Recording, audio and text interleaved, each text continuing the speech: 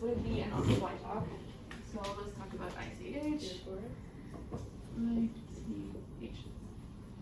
So I'm going to talk about like the ICH that we see. I'm going to talk less about subarachnoid because that's kind of a whole different couple of fish. But I'll talk kind of the stroke mimic kind of ICH. So as always, let's go to the start. So we have a patient coming in as a stroke code. Are there any things in the acute phase that might hint to you that you're dealing with a bleed rather than ischemia? High blood pressure. Yeah, so it's non-specific, so we often see it with ischemia as well. But we often do see high blood pressure with ICH, so high blood pressure. Nausea, vomiting, head. Yes, exactly. Nausea, vomiting, headache. Although I have seen either of those and both of those with ischemia as well. Like expressing headache doesn't sound wrong. A rapid decline between like what gets reported versus what shows up. Rapid decline. Rapid decline. And what do you mean by decline? So I guess sort of like an increase in NIH. So from ambulance, yeah, like you met like the field, you get NIH of 4 or whatever, and then by the time they arrive there. So I read the NIH stroke scale. Yeah. What else is a metric of decline? GCS. GCS, level of consciousness, basically, responsiveness, all of that. So these are hits. So none of them, other than maybe the decline, but not really, none of these are specific on their own. But if you see multiple of these at once, you do kind of wonder if that's what might be going on. Also, I mean, if you're really in the very high volume territory, you sometimes can see people start trending to bradycardia. This is like not this response. Yeah, exactly. So that's 2 parts of the Cushing's response. So hypertension, bradycardia, respiratory distress.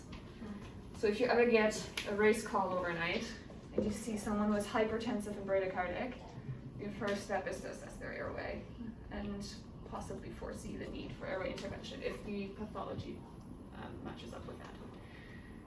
So, as you mentioned, decline is kind of a common thing that we see with ICH.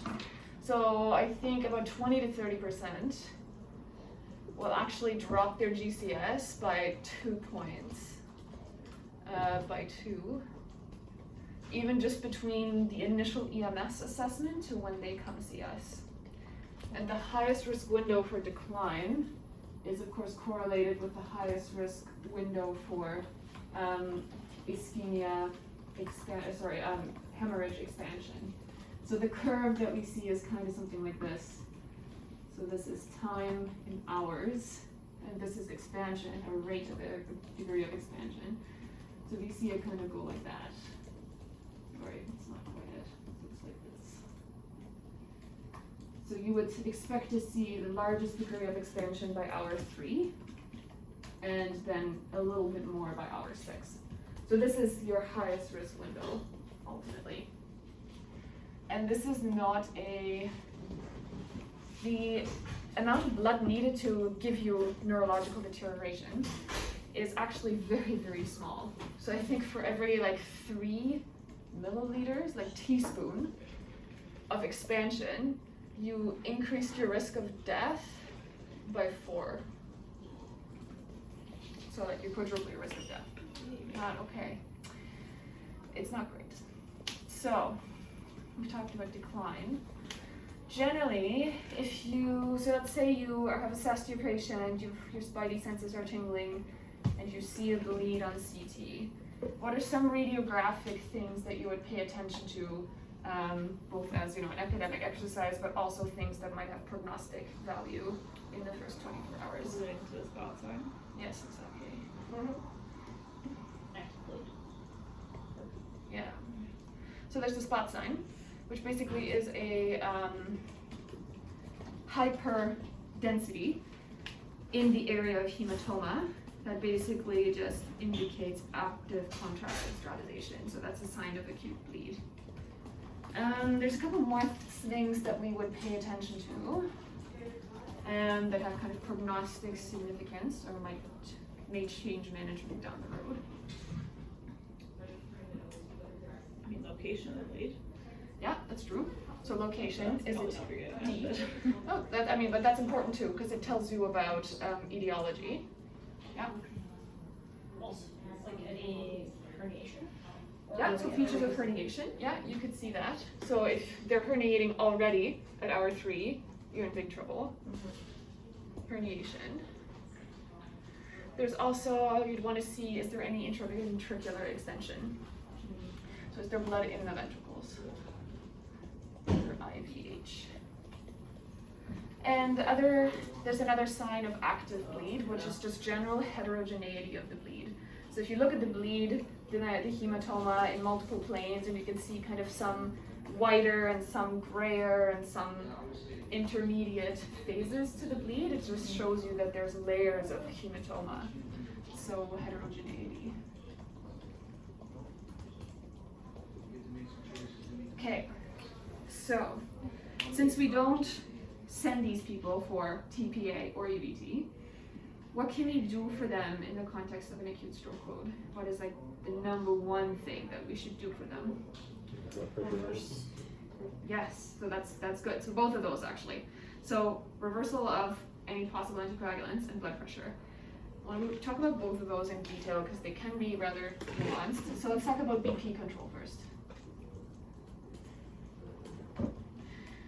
So it's actually a rather recent area of, like, if you want to say guidelines or trials. So prior to 2012, 2013, we really had no guidance as to what to do, and all we did was we said, okay, we don't want their blood pressure riding higher than 180, so we would target less than 180. Then there were a couple of trials. So does anyone know of any trials about blood pressure management in the context of ICH? More recent was attach, isn't it? Or Yeah. attack, I don't know. Yeah. See, CH, I CH. always thought it was attach, and then everyone called it ATAC, and I don't know. I got annoyed. But so the first one was Interact 2. There's an Interact 1 as well, but Interact 2 is the major one, and then there was ATAC or Attach 2. And when you hear people talk about these trials, generally they'll be like, oh, they were negative trials, they showed no difference, and then you hear them move on. So they are a bit more nuanced than that. So the Interact 2 was a 160 versus 140 trial. So they had obviously no placebo arm, but they just let run high. They targeted less than 160 versus less than 140. It's again one of those trials that seems to be a thing where the primary outcome was like a P of 0.06. So just short of statistical significance. But an important caveat here was that when they conducted the trial, it took patients almost 6 hours to get randomized and achieve proper blood pressure control. So as you can imagine, if it takes you 6 hours to achieve blood pressure control, you're already here. So most of your hemorrhagic expansion has already happened. So increased time to control. So then they did ATAC 2, where they tried to kind of learn from all the lessons of Interact 2. This was actually a 180 versus 140 trial, which was an interesting choice. And this one also showed no difference between groups. But if you actually look at how they conducted this trial, at this point people knew about Interact 2, and they knew that, you know, there was a potential signal there that this was working. So they did not feel comfortable letting people go up to 180. So in reality, if you look at how these people actually did, this turned into a 120 versus 140 trial, practically. So at that point, you're already lowering pretty significantly. So you're not really comparing lowering to no lowering, but two different kinds of lowering. So also kind of nuanced. So ultimately, there's one more trial that kind of tried to answer the question of how low can we actually go without causing harm. So that was the ICH Adapt. And ICH Adapt, in broad terms, basically said that as long as you stay over 140, you're okay. So we use all of those recommendations right now to lower blood pressure based on the pressure that they present with. So right now, generally, if a patient comes to you between 150 and 220, we tend to target 140 to 150. And the way that I like to order this is I tell them, like, do not exceed 150, so that if they give labetalol or something for a pressure of 151, I'm still safely, hopefully, in the 140s, instead of telling them 140. Yeah. If they're over 220 on arrival, generally we don't target 140, just because of this context of a concept of relative hypoperfusion and possibly causing hypoperfusion injury. So generally we try to just decrease by 25%. As a general rule, there's obviously no perfection to that. So that's blood pressure control. Another thing that's important here is reversal. And this is obviously an area that Alex would have a lot more experience with. But tell me about some things that you would want to reverse if you saw them on someone's medication list.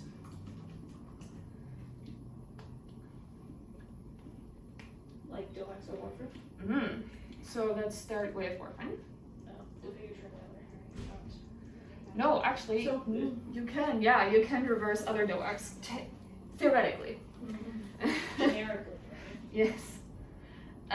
So for warfarin, what do we usually tend to give? Is it like vitamin K, but that's slow? Yes. So like, do we give PCC? Yeah. So we give vitamin K, 10 milligrams IV, slow, and we give PCC. What's the difference between PCC and FFP? So the difference between those two is generally PCC tends to be accepted as the better option for a couple of reasons. So PCC tends to, I should go the other way. FFP is inferior, generally because it takes time to thaw, just practically speaking. It's administered slower, and you need very, very high volumes to achieve the same end. So you also run the risk of overloading somebody in that process. PCC, it does not require thawing. It also doesn't require cross-matching, which you do need for FFP. And you can give it faster and in smaller volumes. The only drawback is that with PCC, you possibly get a slightly higher risk of thromboembolism. That's my understanding. So you have like all these benefits and that one drawback. So generally this is the accepted one. What else? So you mentioned DOACs. So there's a few. There's generally two like categories of DOACs in this context. So you mentioned DABI. Which has a direct universal agent. I forget the name, starts with an H, very expensive. So it's known as Craxpine, which is much easier. The generic is Intracerebral which you give as, I think a total of 5 grams, but I think you give it, I've never given it, but I think you give 2.5 grams in twice, so in 2 divided IV doses, no more than 10 minutes apart, or than 15 minutes apart, so ideally 10 minutes apart. So my question is if you have to be on a DOAC, are you going on to take a train? Because you can't reverse it. I think there's actually better evidence for different DOACs and Yeah, I just find it interesting. That's Yeah, the thing was with DABI was, I think DABI was superior in its trial that compared it to warfarin, but I think it had a higher degree of GI bleeding, That's true. which is why we don't like just throw DABI at people. that's what you want. Oh. What do you want? You want Pixaban or Roxaban because there's accelerated reversal for there's accelerated FD approval. An excellent alpha. Yeah. Is it new? At an accident alpha, Yeah, it's relatively new. We don't have it yet here though, right? Yeah, but soon. Yeah, so this goes for all of the, just to make this like easier to remember, so remember DABI is a direct thrombin inhibitor. So it has kind of its own thing going on. And depicts, Riba, edox, and even enox, they're all anti-TNA.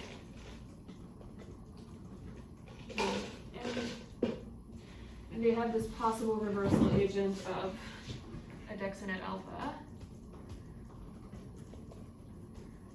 But this is like 60K a shot compared to Proxbind, which is like 5K. And we don't have it yet, but hopefully we will get it soon. What about DOACs? Sorry, not DOACs, antiplatelets. Do we reverse people on antiplatelets?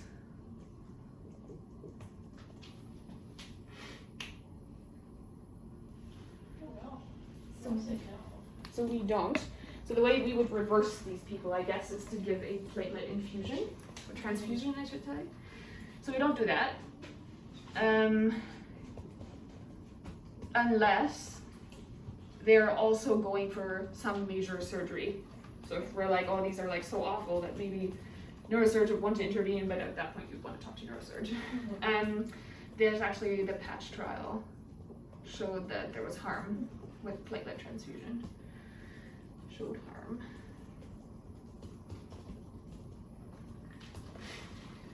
So we've covered reversal, BP control. Okay. A couple other things. So let's talk about, very briefly, seizure. So as we know, our patients who have ICH are at higher risk of seizing, especially in the first week.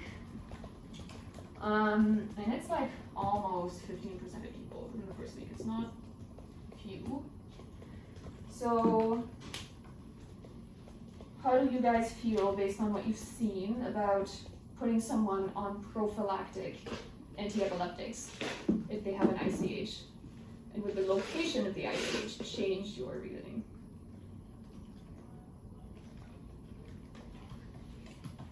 Like if it's more cortical, are you more worried about seizure? So you are, yeah. The highest risk patients for seizure are those with cortical bleeds. So cortical are higher risk than deep. But generally, I think the approach is still not to do prophylactic AEDs for the reason that when they actually looked at whether seizure is correlated with clinical outcome, they didn't really find any correlation. And they felt that there's no reason to intervene if there's no kind of change in outcome and you put them through the possible side effects of anticonvulsants.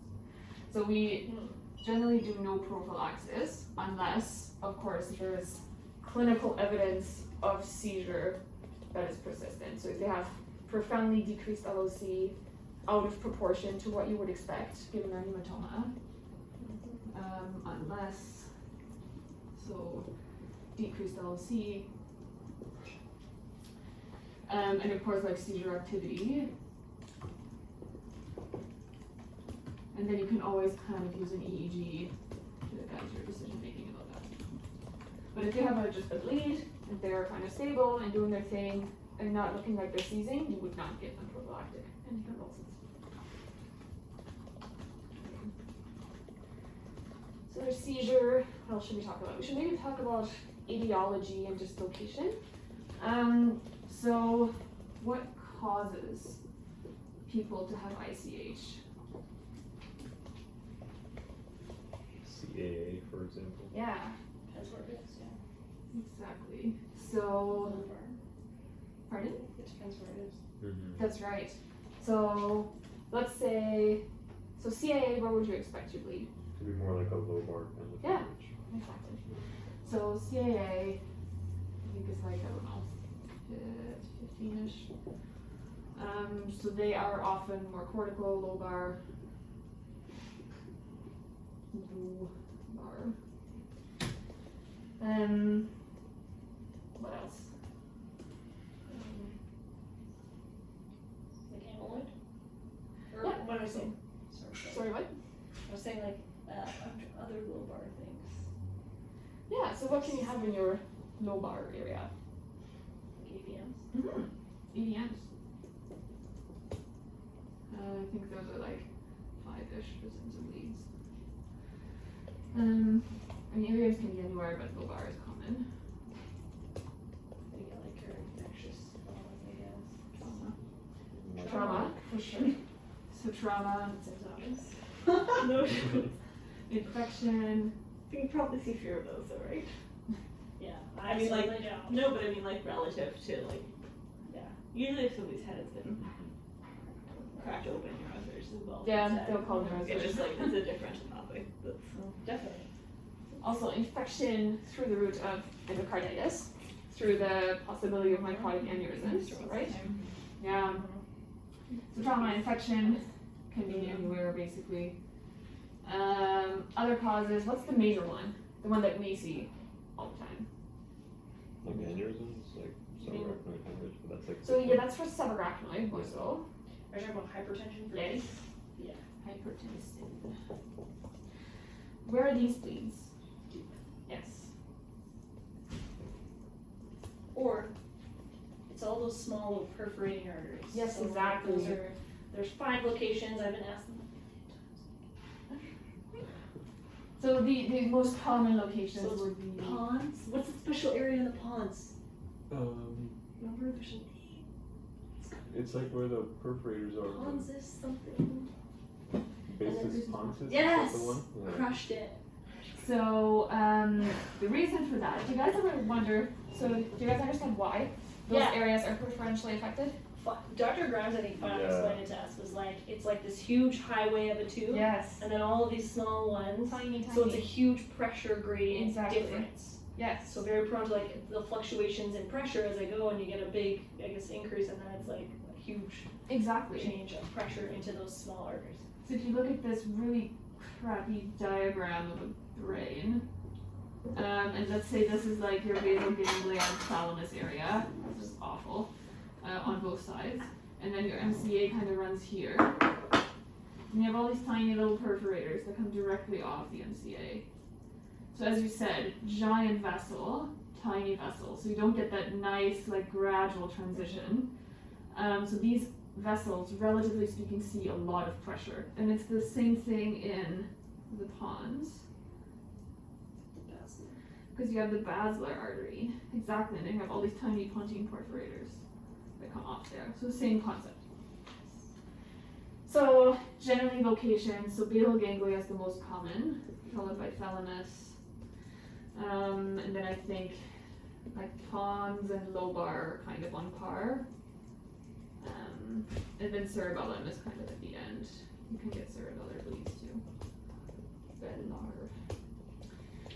I have a question about that, because like ischemic, like lacunar strokes are also caused by, I guess what we've been explaining, the same pathophysiology where you have like the big vessel and a small, then you get like the lipohyalinosis, which then makes it kind of like thick and closes off. That's right. But then I'm just trying to think like how does that like make it more prone to bleeding if the vessel wall is becoming So the thicker? reason is because when you have chronic pressure running through these, what you actually do is you create tiny little weakening and like tiny off-pouchings of these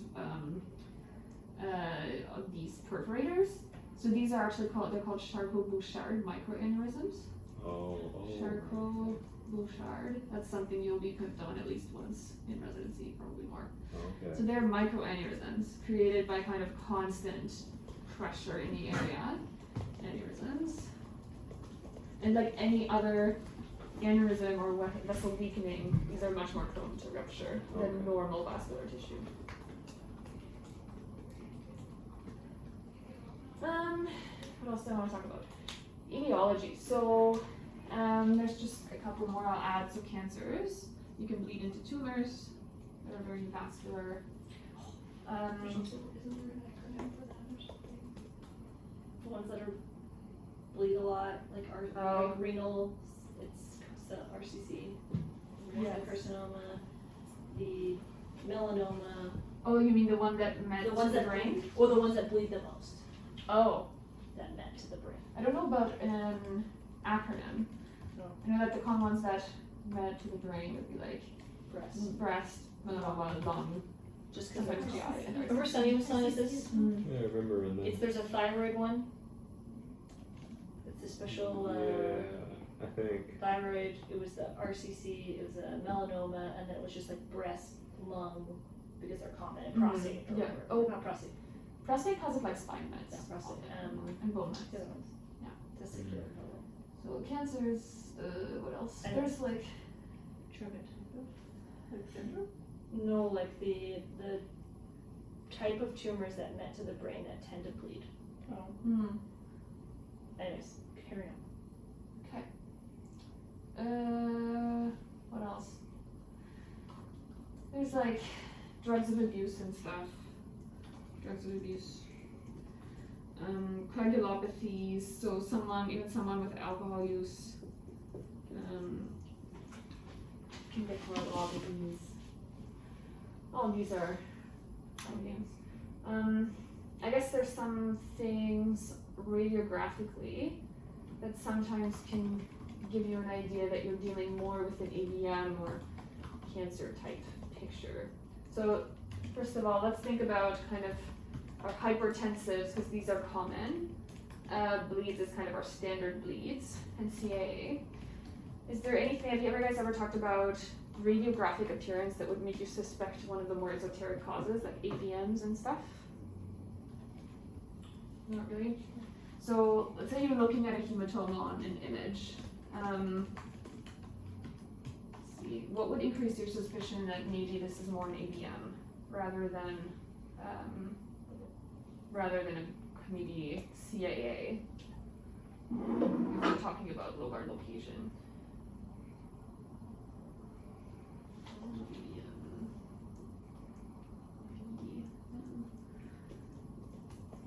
Be more of a high-level question. So ADM generally, so these tend to be younger patients.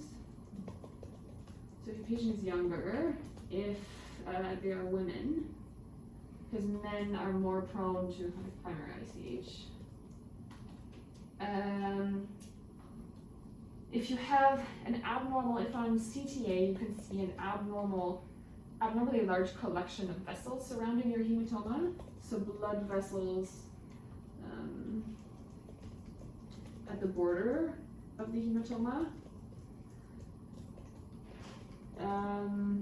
Edema out of proportion is almost a red flag. Is not like specific to EDM, but would also make you want to consider the possibility of a cancer or a MET. So edema out of proportion to onset. So if you see someone at hour 3 and they have a giant area of edema surrounding their bleed, that would be very abnormal because the edema should take some time to build. So then that's when you would want to consider going after this with an MRI to see if there's any tumor underlying that bleed. Do you have anything to add, Wade? Or do you want to add anything, Alex? About Yes, ICH? should this also just a venous bleed if you have like active edema depending on the location? That's right. So venous bleeds are another thing. So generally when we think about, so as you know, venous thrombosis can cause both ischemic and hemorrhagic stroke. So there's generally 3 areas. Let's see how my drawing skills are today. So this is a coronal section of the brain. So if you think about where your sinuses run, you have your superior sagittal sinus kind of running horribly this way, and then your transverse sagittal sinus on this side. So generally, if you have thrombosis here, you can see bleeds in areas of edema in this area. There's obviously a lot of variation depending on where your thrombosis is. You can have it up here, which could give you like varying areas of bleed or infarction here. You can also have straight sinus. So this is an axial section. And let's say these are your thalami in axial cross section. So for example, if you have bilateral thalamic bleeding, or kind of weird looking bleeds in this area that are not the usual shape you would see with a hypertensive, that's more like internal capsule originating. You would think of a straight sinus thrombosis. So those are kind of the main areas of venous thrombosis. But basically anytime you get a weird looking bleed, that's kind of more cortical looking, that may have areas of ischemia associated with it, you would always want to look at venography.